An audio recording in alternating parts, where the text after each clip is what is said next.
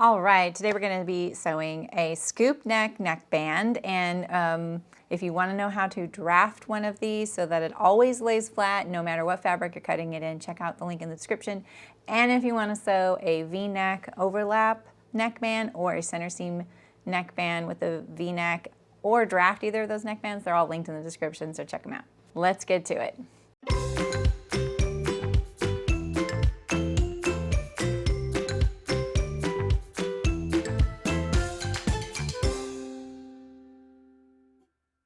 All right, so at this point we have our shoulder seams sewn, and so our neckline is ready for a neckband. And then all I've done to my neckband is I sewed the short ends together and then I ironed it wrong sides together. I don't usually iron my neckband, but it might make it a little helpful. And if your fabric is super curly like this, this isn't that bad, but I know how bad they can be. Sometimes ironing will make it worse. So if you have a little bit of starch, I recommend doing that. But I never had starch until very recently. So my little trick is I fold it up just like this, and I know it's really fiddly and you're trying to get your little edges to lay flat. And then I will put a big ruler on top of it with a weight on top of it, and I just leave it there for a while. And then that way it will calm down and be a little flat when you go to sew it. My other tip is don't cut these fabrics out if they're really curly like that until right before you're gonna sew them, because the longer they sit, the more they curl, and there's nothing worse than a neckband that turns into a tube when you try and sew it. All right, let's get to it. So I don't like putting my center back seam of the neckband to the center back of the garment. I like to put it to the shoulder. If you want to do that, you can do this next step. If not, you can line up your seam to the shoulder. So what I'm going to do is take one shoulder seam, and I'm going to fold the whole neckline. I'm going to line up this whole edge. And basically what I'm doing is trying to find the center in relation to that shoulder seam. It doesn't matter which shoulder seam you pick. All right, so here it is right here. And now I know I'm going to use this seam for my seam for the center back of the neckband, and then the other notch is for the center of the neckband. Make sure also that your neckband is notched at the center along the long edge. All right, let's get to it. So now I'm going to push my shoulder seams to the back on the garment. Make sure all these little threads are to the raw edge, and I'll even trim this up a little bit just to make it a little bit cleaner.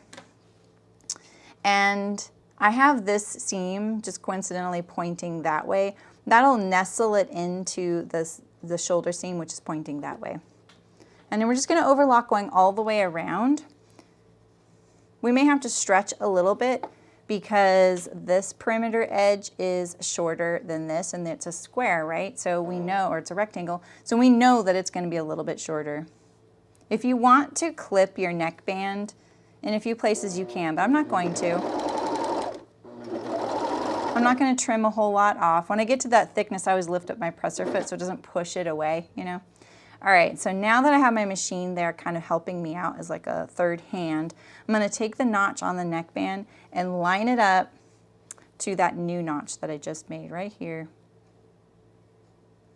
Just like this.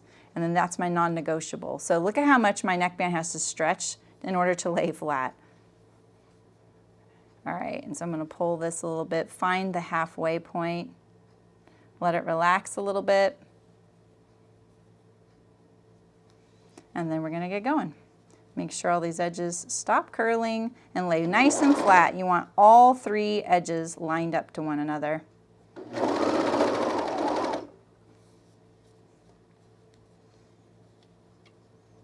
I picked a really fiddly fabric just so you can see that I know you're not doing anything wrong. Some fabrics are really fiddly. If you're using a rib knit, it won't be as fiddly. If you're using a jersey like I am, it will be very fiddly. Any kind of single knit, which means it has a right side and a wrong side, is going to be curly.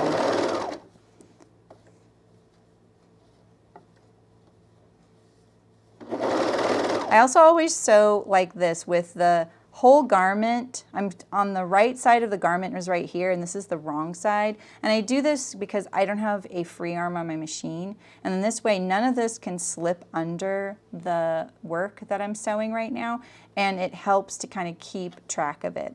All right, and so now I'm to the shoulder here, and I'm getting close to my halfway point right here where this notch is, just like that. So I'm making sure my shoulder seam is pressed to the back because I know that this is the front.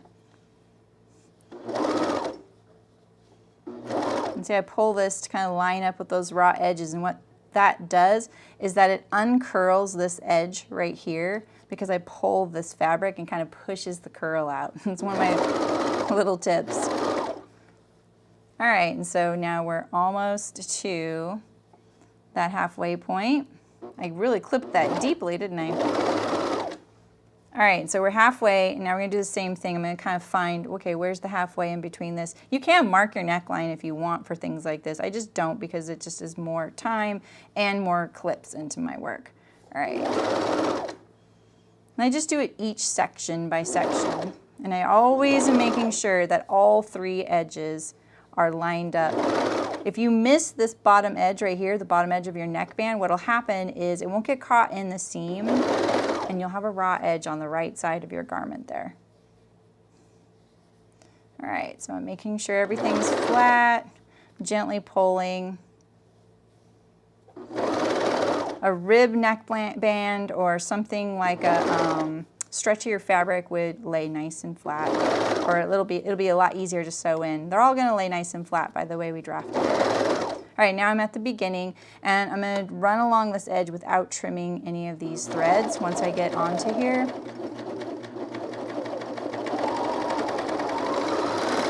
And I kind of overlap my start and stop for about 1 inch. All right, now I usually take this tail, I usually use leave a longer one, and see, let's get rid of this little thread here.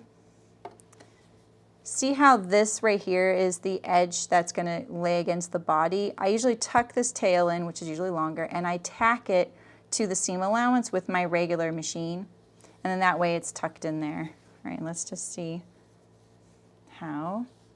All right, there's your scoop neck tee, nice and flat, and just be sure to put a tag in there so you can tell the front from the back. I always do it at the end because I don't like to bend my tag in the seam allowance, so I'll usually just slip it under there and tack it in the seam allowance. And be sure to check out the other videos in the description, and like, comment, and subscribe. Thanks for watching. Bye.